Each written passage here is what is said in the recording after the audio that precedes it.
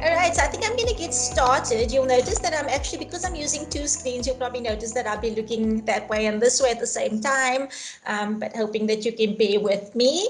Thank you for joining us for our very first virtual open day, and I'm so excited to be a part of the session. What you'll notice in front of you is that on your screen, either in the center or at the top, you'll have a menu bar. With that menu bar, you'll see a raised hand. And with that raised hand, you'll see a little square. And if you hover over that square just before the raised hand, you'll be able to show conversation or open up the chat box, which should come up on the right-hand side. I'm going to ask you all to please do that for me. Open up your chat box on the right-hand side so that we can just, be able to engage today with each of you. And then I'm also going to ask you all to pop something in the chat box just to let me know that you're with me and to confirm if the sound is okay. Okay, so we're going to do two things. We're going to do a sound check, and we're also going to ask you just to populate something in the chat box. So what I want to know is, who do we have in the room? Tell me a little bit about your role. Which workplace do you work for? Or what are you doing at the moment in terms of learning and development? If I can go further than that, also, what are you grateful for today? So let's talk about that. What are you doing? What role do you fulfill in learning and development? Which company are you from, and what are you most grateful for? Quite a lot of things to pop in that chat box, but it does get us talking a little bit and engaging. I do want to make our session quite interactive and get to follow the chat box. Which is why I am at times looking towards the right hand side, if you don't mind. Okay, so while we get the chat box going and everybody's testing that out, and I see that everybody's confirming the sound is fine, so thank you for confirming that. Wonderful. I'm going to ask that for the duration of the session that we keep all our microphones on mute. And also, if you are in a room where you have more than one person attending the session in the same room, then you've also got to have your laptop audio sound on mute. Otherwise, there's quite a lot of audio interference. So we just want to manage that today nicely. And the best way that we're going to engage today is through the chat box, but also through an application called Mentimeter. I don't know if anybody's used that before, but we're going to also then be using Mentimeter to get a little bit of some engagement and interaction from our audience, which I'm quite excited about. While we were chatting, somehow my slides just disappeared. So I'm going to upload my slides again quickly, which just takes a moment or two. And while the slides are loading, I'm going to go and read through some of the comments on the chat box. So great, everybody's sharing their greetings. Sean is from People Solutions, Head of Product and Innovation. Welcome, Sean. We've got Margie or Margie. Please, I'll apologize upfront if I'm mispronouncing any names. Academic and occupational L&D consultant, moving into e-learning instructional design. Awesome. Sounds like a wonderful opportunity. We've got Nadia Parker, quality and training specialist at Sanlam. Welcome, Nadia. You sound familiar. I think you're in our October intake, in fact, Nadia. So I'm quite excited to meet you as part of our October ODE2DP intake. Wonderful. Then we've got Keegan, a learning development practitioner at Capitec Bank, facilitation and e-learning design, as well as learning partner work. Lovely. Okay, so there's a lot of good experience, lots of rich knowledge and experience in the room. We're excited to engage with you today. So the purpose of this virtual open day is get to know what we do at Omni, but in a slightly different way. We want to talk a little bit, we want to engage with you, we want to have a little bit of fun and talk about the role of learning and development. It's evolving, isn't it? And would really like to find out from you what you're doing to adapt and sort of just, share some of those thoughts amongst each other as L&D professionals. The purpose of this session ideally is that we want to think about the critical role that learning and development or training department plays phrase in an organization, and knowing that the success of the business is dependent on an internal training department that actually develops a learning culture. And how do we do this? There's a number of ways to do this. We're going to continue to talk about learning culture today, but obviously through continuous upskilling and reskilling of employees within the organization.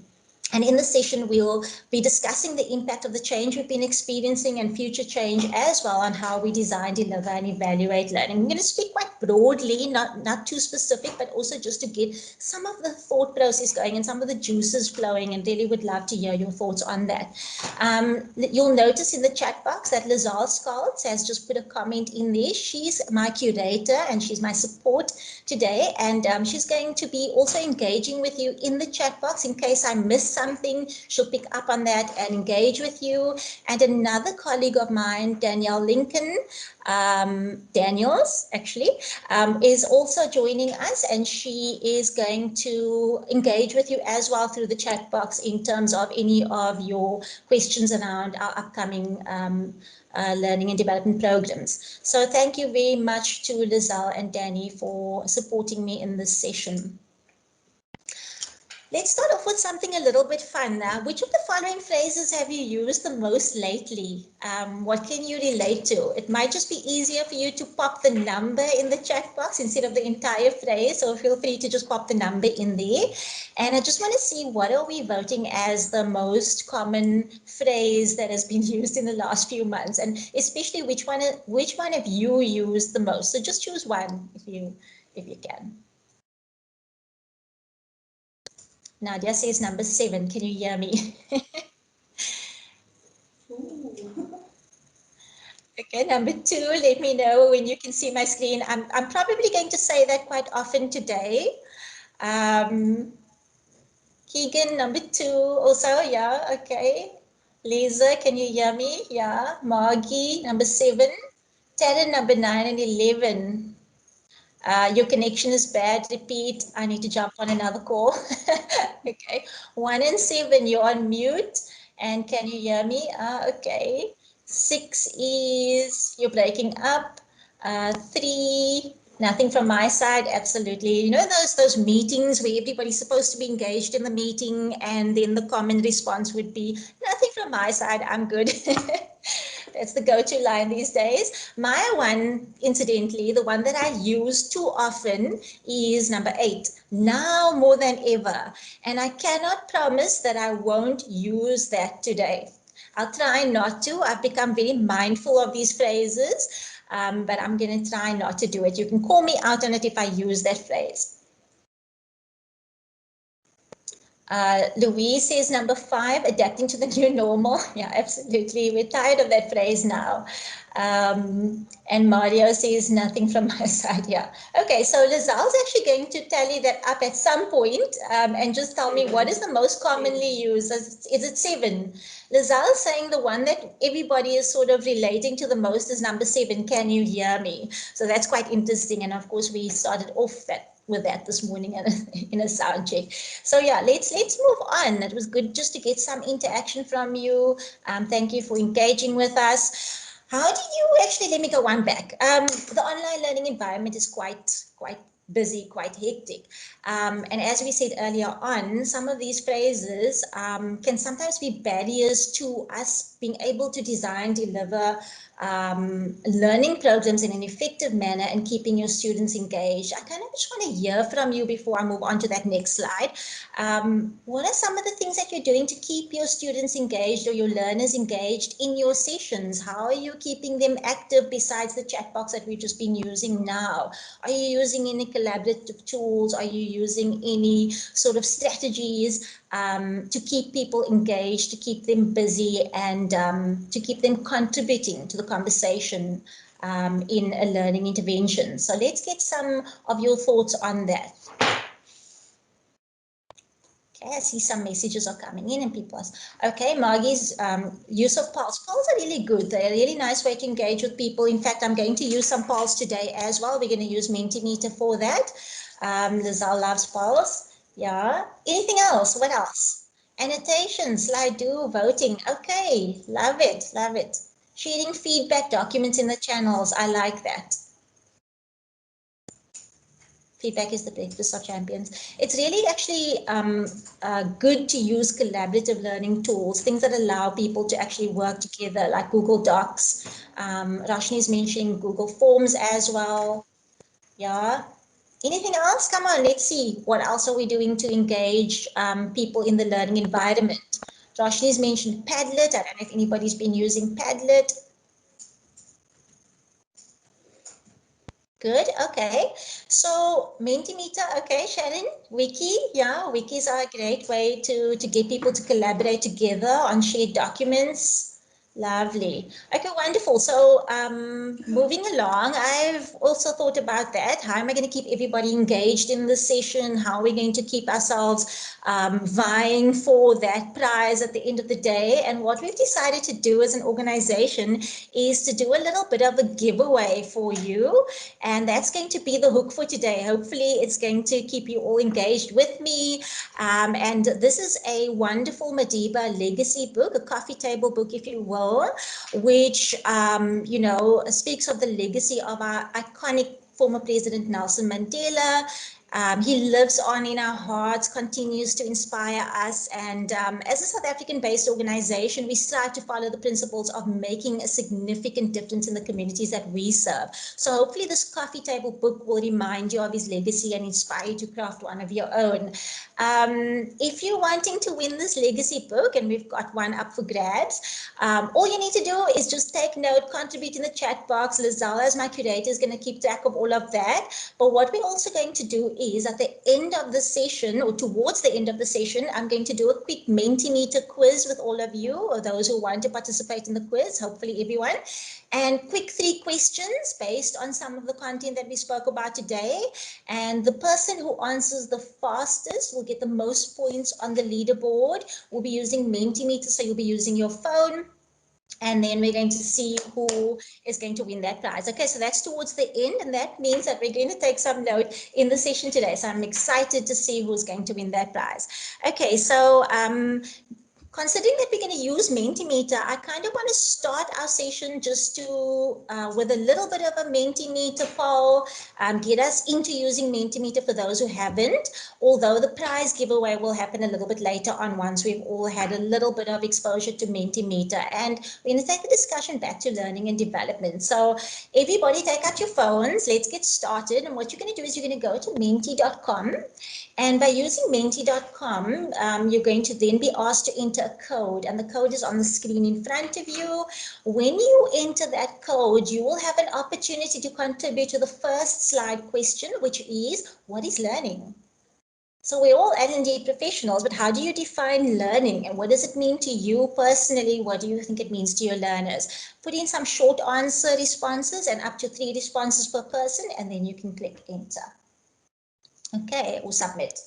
And there you go. So while we're all getting into that and familiarizing ourselves with that, I'm going to change my screen so that I can share the actual Mentimeter screen with you. Another one of those common phrases. I'm going to soon be asking you if you can see the shared screen. Okay. Hopefully you can. And there we go.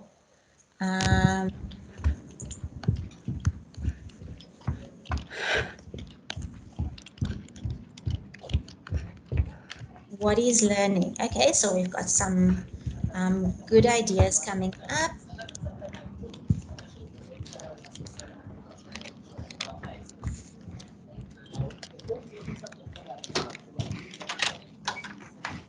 Okay, so learning is unlocking potential. I love that.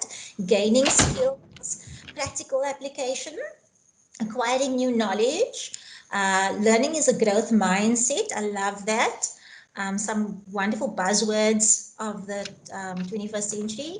Development of oneself. Yeah, so learning and development go hand in hand. In fact, without Development, we can actually lose quite a bit of that learning. So that's quite important, the application of learning, being able to develop that learning. Learning is empowerment, absolutely. Learning needs to be relevant. That's a principle of adult learning that we aspire to, as per Malcolm Knowles. Then learning is creating value. I love that. Value for the organization, value for yourself, value for your customers, absolutely. Learning is about becoming a lifelong learner. Lovely. And we see we have a repetition of growth. So there's definitely growth, empowerment, development, education. Yeah. So we talk about education, training, and development, interrelated but quite different, on their own as well. Education focusing on knowledge, skills. Oh, am I not sharing anymore? Okay, let's go and share that. So I have some tech support just telling me that I haven't been sharing my screen. There we go. Are you seeing it? Lovely. Thank you. Okay. There we go. So unlocking the potential, development, acquiring and gaining skills. Lovely. Upskilling, socializing. In fact, social learning is a fun way to learn. Lots of learning theorists out there advocating for learning in social networks as well. Loving it. Learning is networking. In today's day and age, you actually need to cast that net out quite far and, really develop that social network. Learning is studying. Yeah. Learning is hard work, isn't it? Learning is fun. Some even say learning is making mistakes. Would you all agree? Learning is definitely making mistakes as well. Just want to quickly open up the chat box just so that I can follow if there are any other comments on the chat box, and I think we're good to go. Okay, I think let's move on to the next one. I want to ask you to participate in the next one, so we're going to probably move on. Oh, I love this. Before we move on, fail forward fast. So in fact, get those experiences happening, jump into those experiences, and if you fail forward fast, learn from that experience, take the good out of it, look for the opportunities when a challenge arises. Loving that. Okay, I think we're good to go. Let's move on to the next one. So I think go. How do you learn best? So I don't know if you remember the 70-20-10 rule, if anybody recalls that.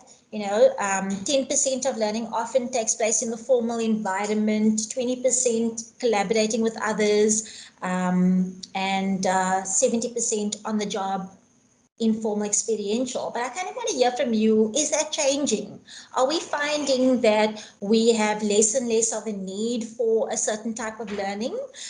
So formal, direct could be classroom, e-learning, structured learning.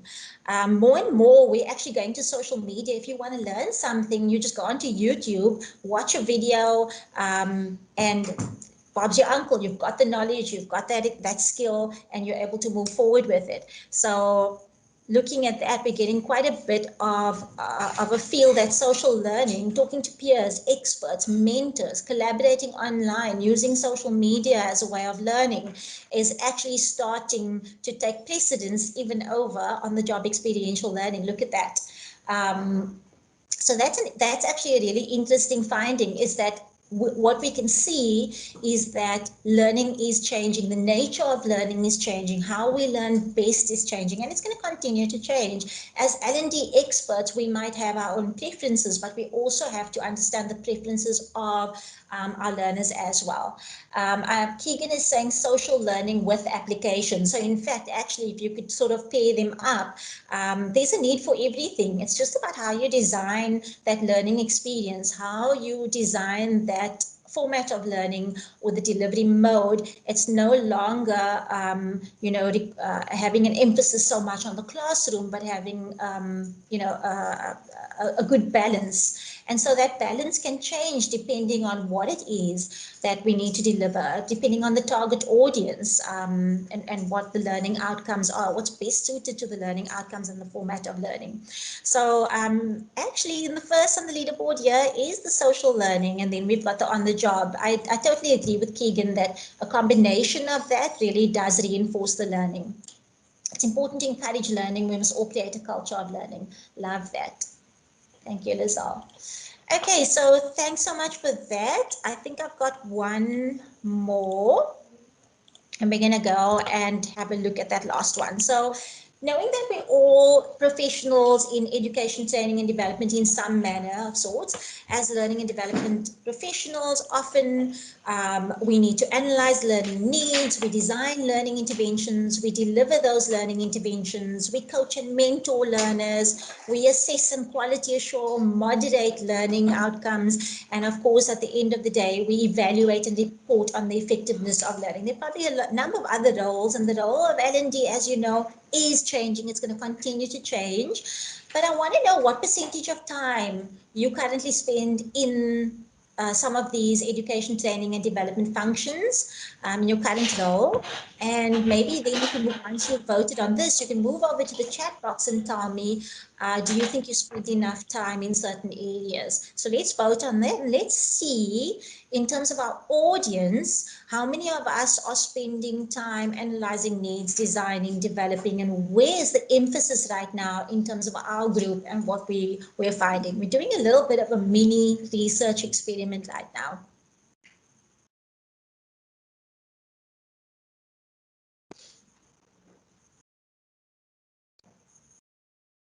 Okay, so the top 45% coaching and mentoring learners, but that's changing. Let's see. Design is moving up. Delivery is moving up. Okay. Interesting that analyzing learning needs is at the bottom. Let's see how long it stays there. But I mean, that's the reality of how much time you spend. Once you're done voting or polling on this, if you could just go to your chat box on MS Teams and just let me know, do you think you spend enough time on the right areas, and what do you think you need to spend more time doing based on the selections that you made and what you're seeing coming up on the screen?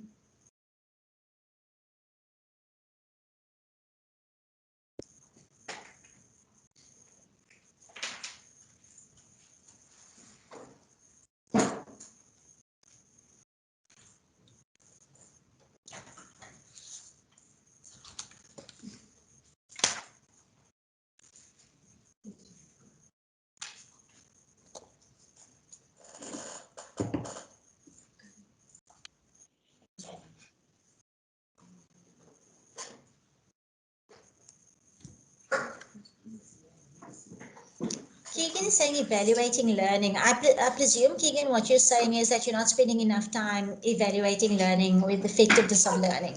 That's quite important, eh? Then Margie is saying there are specializations within the ETDP role, and it depends on what your strengths, interests, and purposes are as to how you spend. Absolutely, Margie. I think, yeah, we definitely don't want to underplay the importance of specializing in ETD. In some organizations, you could have different people fulfilling these functions. In smaller organizations, one person could be fulfilling more than one function. So it's quite a relevant statement that you're making, Margie. Absolutely correct.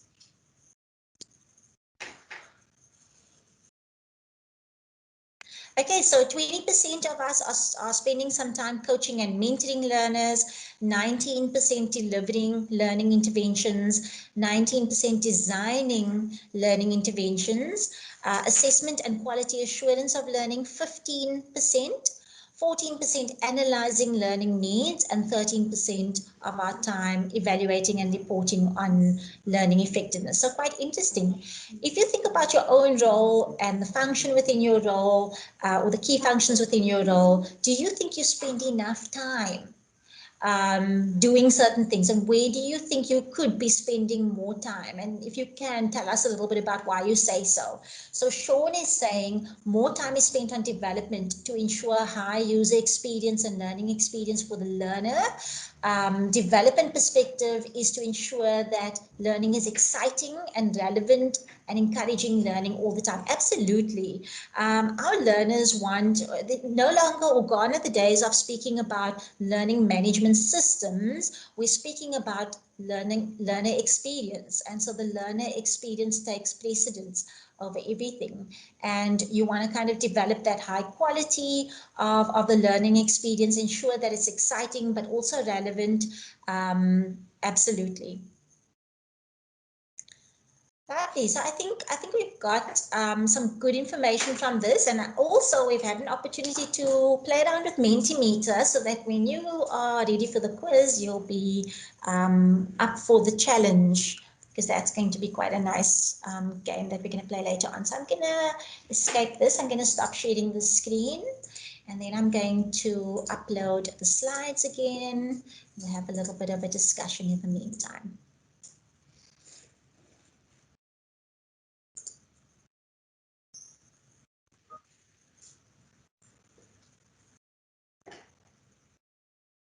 Okay, there we go. The slides are just loading.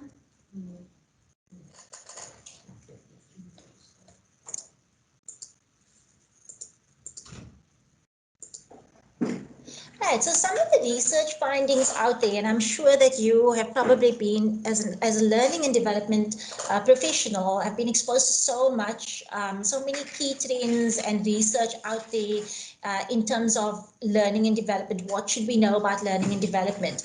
According to certain research and some findings, and I've listed some of the references below, 70% of employees report that they don't have mastery of the skills needed to do their jobs. Only 12% of employees apply new skills learned to their jobs, and only 25% believe that training measurably improved performance in a recent survey. 87% agree that sharing knowledge within their team is critical for learning. So it's quite important that we actually extend that learning experience outside of the classroom, and that we're actually able to share that knowledge within the team as part of that retention of learning. Incidentally, if new information isn't applied according to German psychologist Hermann Ebbinghaus, we'll forget about 75% of it in just after 6 days. Studies do show, however, that by using spaced repetition, we can remember about 80% of what we learn after 60 days. So that's quite interesting statistics, and things that are going to keep changing as we go, as we continue to measure the effectiveness of learning and development across different platforms. Some of the key trends of the past were around the rapid rate of technological innovation. We've heard about this, the fourth industrial revolution, and how we need to become an agile, adaptive workforce. We also understand that it's quite challenging to fill new positions, and companies have been realizing that we need to nurture that talent internally. Then, of course, the rise of this employee experience, as we've mentioned as well. Millennials actually have a desire for learning opportunities to stay engaged at work, and that's reshaping the way we see L&D. So from LMS to LXP, learning management systems, to learning experience platforms. And then, of course, going forward, there's just so much more to consider around trends shaping us for the future world of work in 2020. According to Burson, learning will stand out as a C-level issue. CEOs, executives are starting to turn to deep and data-focused learning solutions to help us to understand and measure the skills gaps and find those skills gaps in our workforce and actually address that. Gone are the traditional learning and development approaches. We would just throw a bunch of courses out there and hope that employees would, retain some of the information. So what we're trying to do is actually thoughtfully think about the capabilities needed to be successful in a given job, and offer precise learning experiences to get people there. So absolutely. The second trend that person mentions is that L&D success will come with an integrated roadmap for learning technology. So we're having so many options available to us in the L&D space for learning technology. And the question is, what are we going to choose? It has the potential to actually overwhelm us. And so we've got to be quite strategic about what we choose, and prioritizing which platform is best for those learning needs, because it's no longer a one size fits all situation.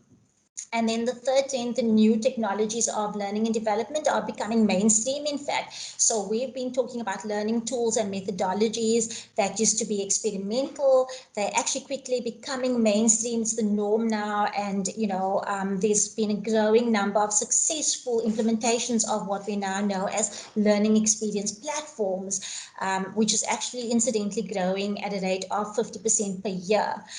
So we know about micro learning, which is that bite-sized approach to learning, those small incremental learning units. And we understand that with the aid of technology, we can actually, curate content from immense troves of information available to us and extract what's relevant so that we can actually create more consumable and sizable chunks of learning for our learners in the moment at the right time when they need to learn it.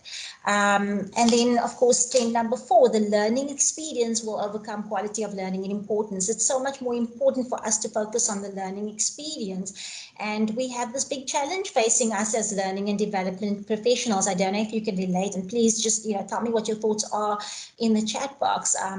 We have the biggest challenge, some may say, is time for delivering of learning interventions. People are just too busy, and we have to create that learning experiences that are actually going to compel learners to want to give their time to this, and to make those moments memorable for our learners.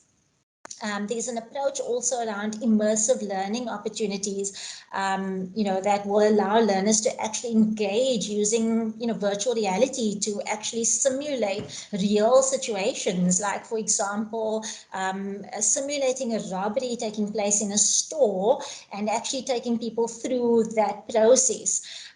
So these are some of the trends that are up and coming, but these trends are going to continue to change. Whatever's up here today will look very different tomorrow, and it's all about us as learning and development professionals trying to stay abreast with that, but also just allowing ourselves to lean into that change and seeing those changes as opportunities. The last one that I really find interesting is that L&D must focus on developing the T-shaped employee, which is quite interesting. Does anybody know what that's about? You want to maybe consider in the chat box what we mean when we talk about a T-shaped employee? Let's see if anybody's heard about it.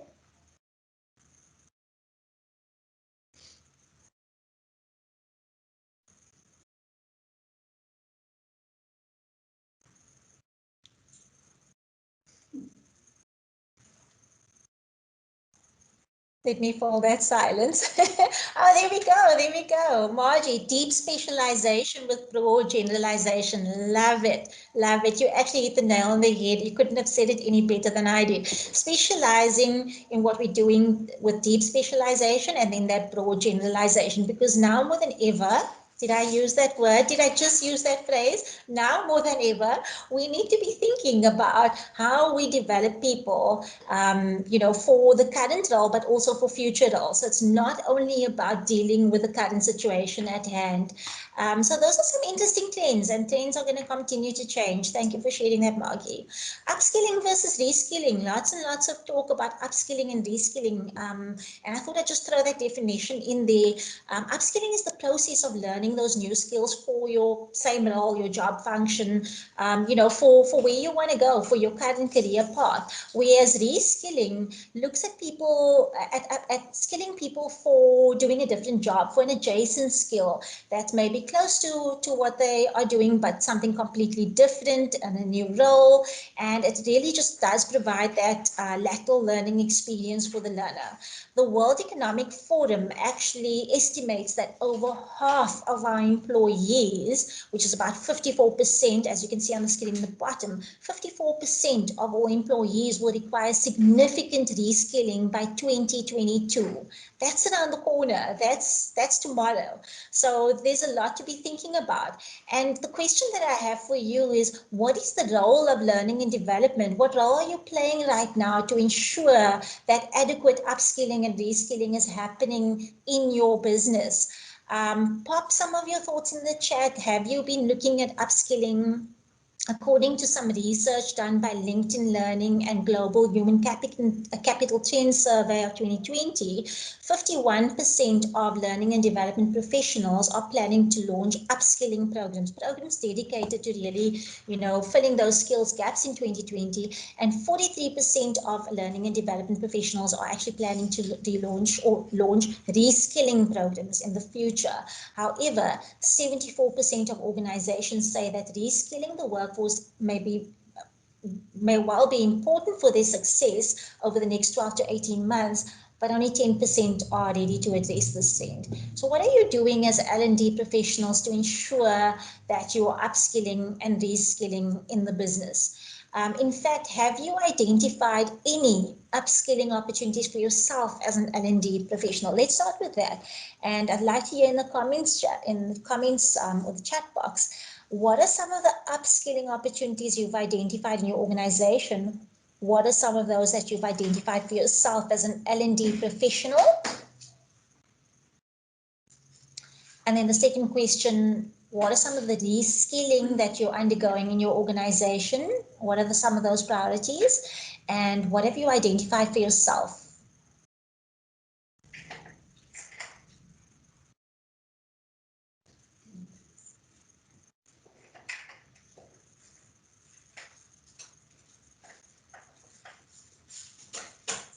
I've actually just been given a time check, so I'm also going to then allow those comments to come in as they go along.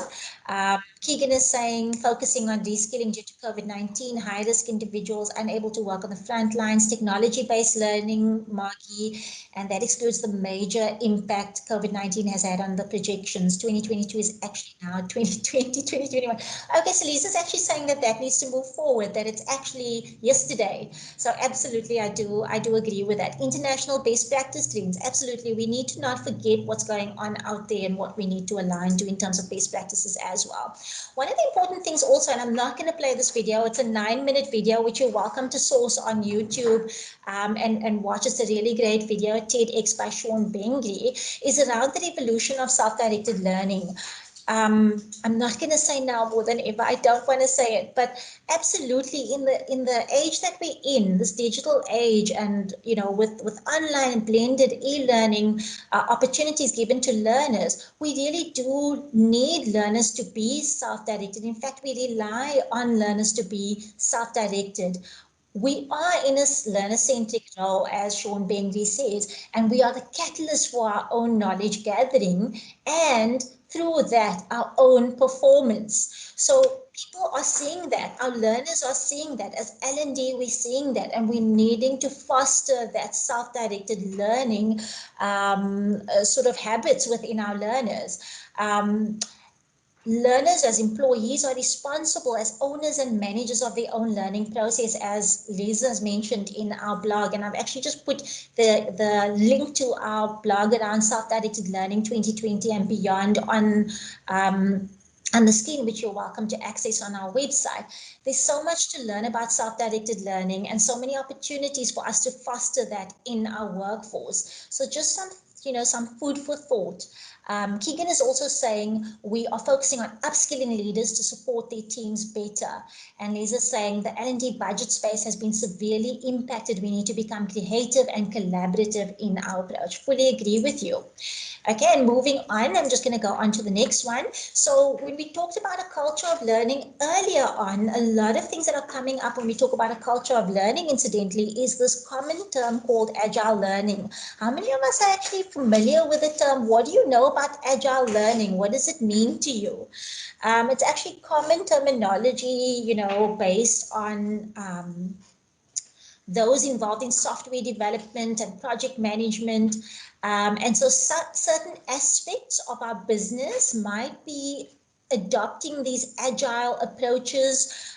Generally, agility is about being able to adapt and move quickly in the face of change. It's about taking those risks. We've been talking about that, making those mistakes, and being able to operate in a constant state of flux, in a constant state of change. And so what is agile learning then? It's basically that adoption of the agile methodology in the realm of what we do in training of our employees or learning and development of employees. So you may have heard of things such as Canvas, Kanban boards and sprints and scrums and all of these wonderful terminology, working in sprint cycles, having a focused approach, as Keegan says. And of course, you know, that would maybe be something that we think that's for the techie. Those are for the people who, you know, are developing and need to sort of, you know, be able to be in the tech world. But actually, that's actually something that we all sort of you know, needing to be exposed to. And if we're going to do it, why not bring agile learning into everything that we do in learning and development and foster agility throughout the entire organization so that we can actually reap the benefits of agile learning. So I'm going to leave it at that. I mean, there's so much to learn about this, but we just want to touch on some of these key points and ideas. I'm not going to do this story of how do we instill a culture of learning. I would love to hear about that and engage with you on Padlet. But given time, we're going to just go past this, and I'm going to show you another way that you know, I engage with Padlet with my learners at a later stage. So yeah, instilling a culture of learning, quite important. I want us to be able to do that giveaway, and I think by now we've possibly actually been able to drop some of those hints in terms of the 3 quiz questions. So while I have the screen up, and you can go to menti.com in the meantime for those who are going to participate in the quiz and possibly win the Madiba Legacy book, I'm going to ask you to go to menti.com, use the code, and you're going to be asked to enter a nickname. While you do that, I'm just going to mute my microphone and my video just for a few minutes. So that I can just set something up on that quiz if you don't mind. Okay, so just give me 2 minutes.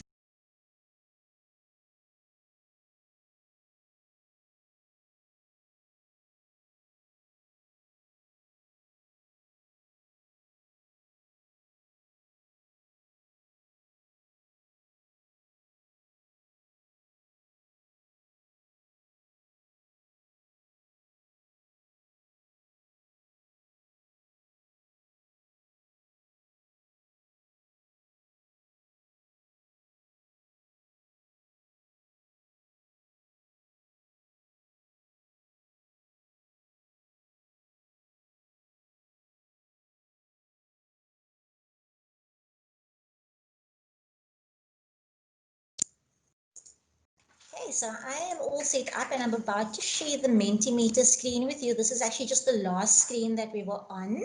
And in a moment, you're going to actually hear some music. So I'm just giving you a heads up that there's going to be a bit of music in the background. And I'm hoping you're going to enjoy the background music and it's going to keep us excited to interact in this competition. And I'm hoping we're going to have maximum participation. So get yourselves ready. And I'm displaying the last slide. And when I move to the next slide, you're going to notice that you're going to need to enter your nickname and start participating in the quiz. And the person who participates in the quiz or who answers the fastest gets the most points on the leaderboard. And after the 3 questions have been displayed, we're going to find our winner will be displayed for the Madiba Legacy book. So let's go for it. I'm going to click on enter, or I just need to move my slide and then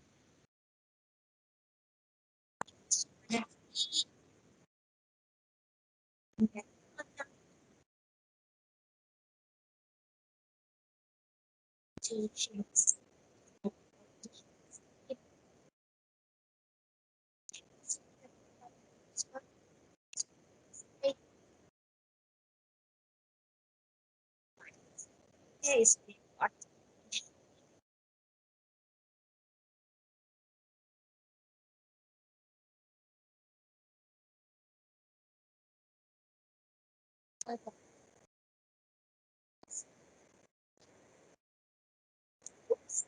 Okay, so I just make it out.